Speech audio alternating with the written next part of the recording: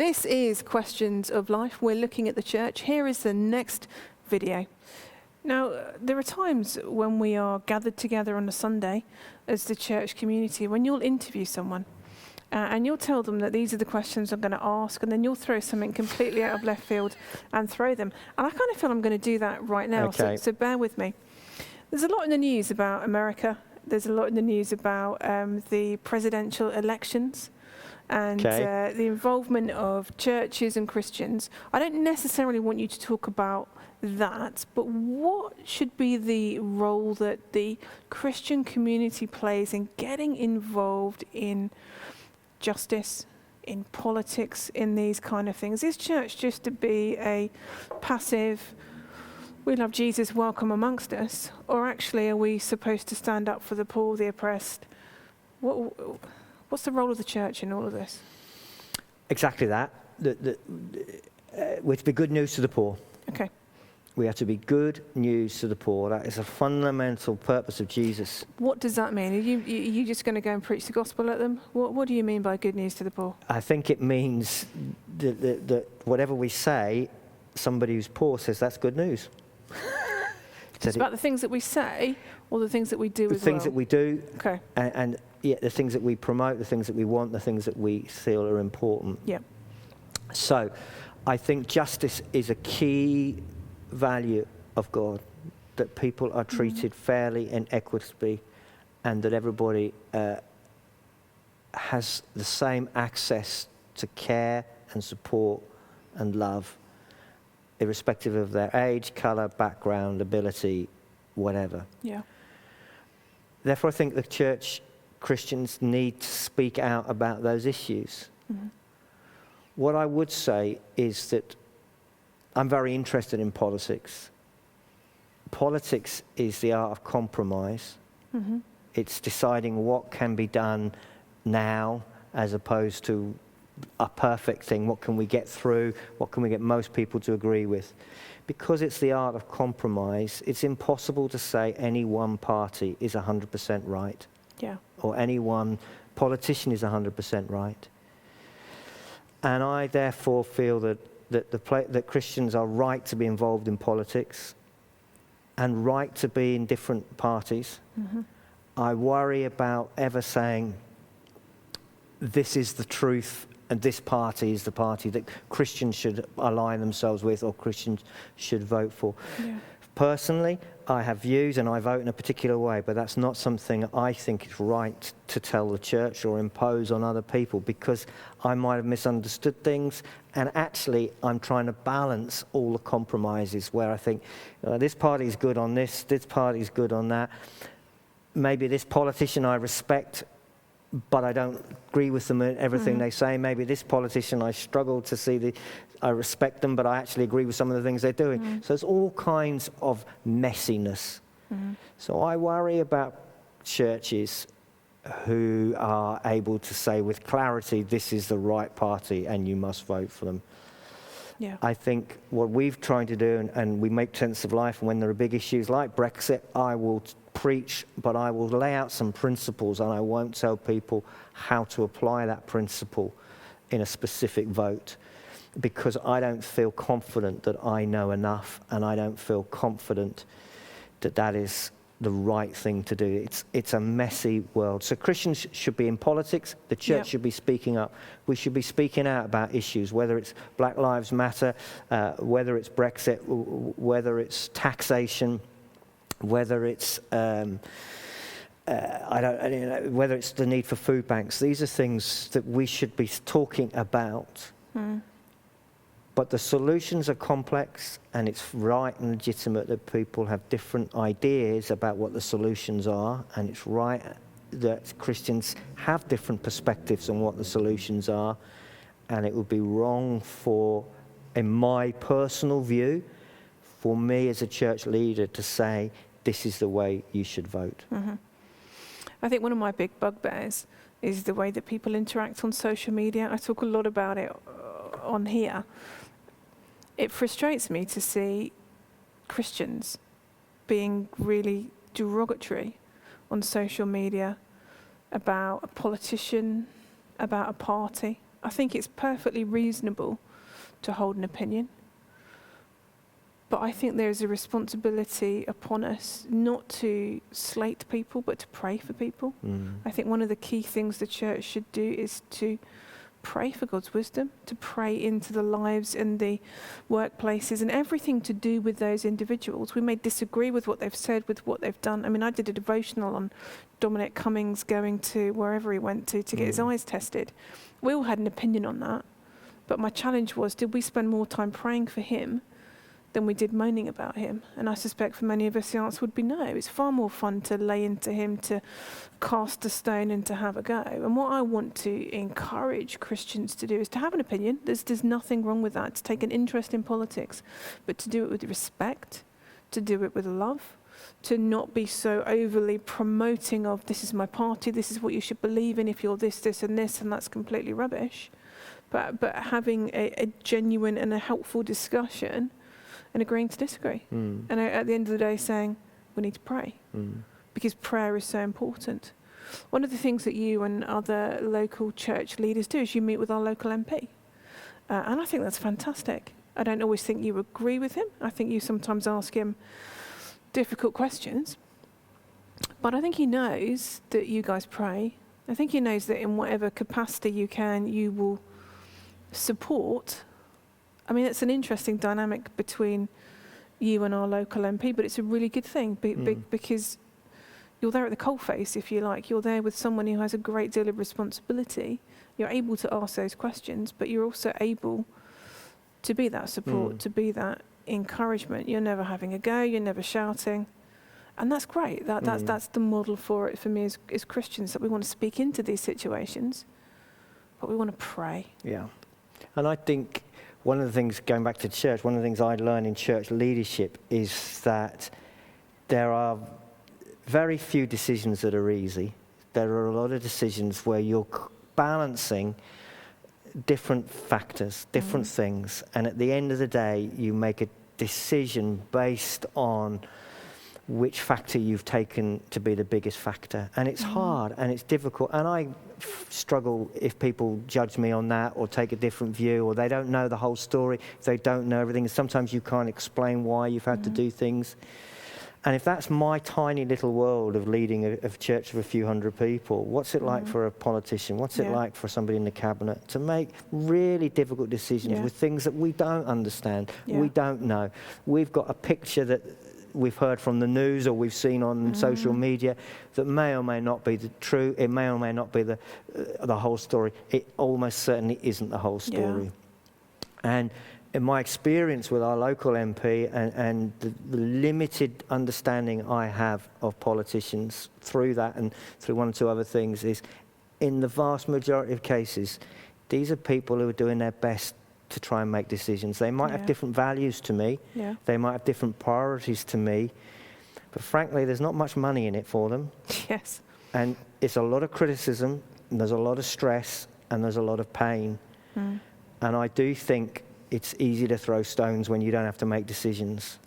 And that goes back to my own tiny experience. It's easy to have an opinion when your opinion has no consequence. It's very easy. It's much harder to make a decision when there's a consequence, a real consequence, one way or the other. And also, it's really easy with hindsight. And one of the things I think is important is the ability to say, you know, I got that wrong. At the time, I did what I thought was best. But with hindsight, I got it wrong. And I like politicians who are able to say that, and I don't like the media who blame them for it and call it a U-turn. A U-turn is just learning from our mistakes. And isn't that what we all need to do? And isn't that something we should encourage and not make it something that we're frightened of doing? Well, you say that today. Boris Johnson is being absolutely smashed to pieces in the media because he's made 11 U-turns throughout this whole global pandemic. And I'm not saying which way I vote at all, but I'm saying he's our leader. Let's just help him and encourage him and be grateful that he's thinking it through and not so narrow-minded that I'm sticking to that one decision. Last week he was on holiday. He got pillared for being on holiday. You think that guy nearly died from coronavirus. He was in intensive care. He's had a young child. He's been leading the country through the most horrendous of times. Can we have just a little bit of compassion? Can we as Christians just say, well, let's just pray for him. Let's just pray for his health. Let's just pray for his decisions. Let's not all just slam into him like everybody else does. My head in. I'm sorry, that's my own little hobby horse. But Dad, I'm not on social media and don't know anything about it. No, but we need to be different. Yeah. The church needs to be distinctively different. Yeah. And I think that's what puts a lot of people off. Yes. All of those things. Yes. We need to be aware of what the perception of Christianity is. Yes. The perception of Christianity that used to be, when I was first getting into Christian ministry, hypocrite. You'd say, if you did word association, you'd say Christian, hypocrite. Christian, hypocrite. It's not that. It's Christian, judgmental. Yes. Christian, judgmental. That's the word association of our culture. Yes. And hypocritical was better in the sense of at least we were trying to do something right even if we were getting it wrong. I'm not saying a hypocrite is a good thing, and actually Jesus was really unhappy about hypocrites and used that phrase a lot. But for us to be accused of being judgmental, which is explicitly one of the things Jesus says the most not to be, we have seriously gone wrong. Yeah. Seriously gone wrong, that we've allowed ourselves that is the perception, because that was not ever what Jesus intended his church to be. I feel very passionate about not being judgmental. It's a much easier life not to have a judge things. It's much easier not to have a judgment on Boris Johnson or Keir Hardie or any other leader. It's much easier, Keir Starmer. It's much easier to say, well, I'm praying for these guys and I'm glad I don't have to make their decisions. Yes. Than for me to have to work out whether I think they're right or wrong. Yes. So church is a community that encourages one another, a community that learns together, a community that is desperate to reach out, to be good news to the poor. One of the things I love about our church community here, Sutton Coldwell Baptist Church, is we're a community of very different people. People from every section of society, people from every section of Christianity. And somehow, by the grace of God and by the Holy Spirit uniting us, we're held together. That this is probably one of the most welcoming and gracious and generous churches that I know. I mean, part of my role is to oversee missions and things that we do overseas, and time again I'm just blown away by the generosity of people, whether it's their financial giving, whether it's the time they give, all of these different things. You know, I know we're biased because Sutton Baptist is our church. We're not perfect. But actually, I love what we're trying to do. I love that we have this vision that we want to make sense. We want to do it together. And we want to share the love of Jesus, that what we have is so precious that we want to bring others into it, that we want to find them at their point of need. And when Jesus talks about good news to the poor, he's not just talking about the financially poor. He's talking about the emotionally, the mentally, the whole gamut of society, people that are in need. And Jesus is good news. And so what would you say to those folks that are watching this at some point or listening to it? How can they begin to get involved with a church, with our church? How can they begin to become part of a community?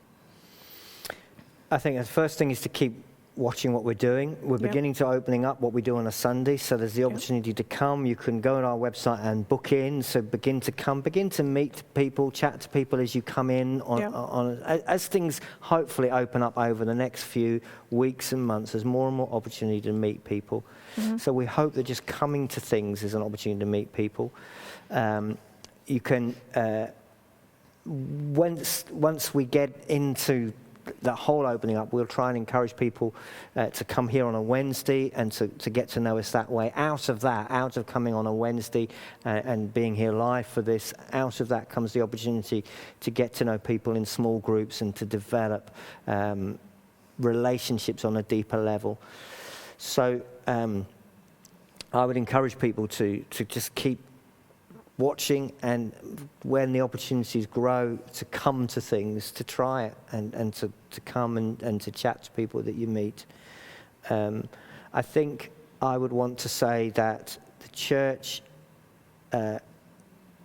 if you're a person that is wanting help to serve Jesus, then the church is here. If you're a person that's wanting help to understand what Jesus is saying, then the church is here. If you're a person who wants to be strengthened in order to live the way Jesus wants you to live, then the church is what you need. And so if you fit any of those boxes, whether it's our church, maybe there may be people watching in other parts of the country, and tap into churches nearer to you. Maybe a bit of us online and something local as well. Whatever is helpful, but don't go it alone. Do not say, it's me and God and nobody else, because we just don't reach our potential. We're just not fully what God intended us to be. It's like a piece of a jigsaw saying, I don't need the rest of the puzzle. We are shaped in such a way we need to fit with other people. That can be uncomfortable, but at the end of the day, it's a blessing. I am so blessed that we have a food bank. If I lived on my own, I was just a Christian on my own, I'd have no way of helping and caring for those who are hungry. Because I'm part of this community, I'm part of the people that are doing that. And that's great. And if people want to explore any more of those areas that you've talked about, then they can email us, qol@sebc.org.uk. We'd love to talk some more about discovering who Jesus is, going deeper in our faith, get involved in giving to the food bank, any of those things. Folks, just get in touch with us. We'd love to start those conversations with them. We're going to draw to a close. Any final words of wisdom on the church? No, I think I'm exhausted my wisdom. Fantastic.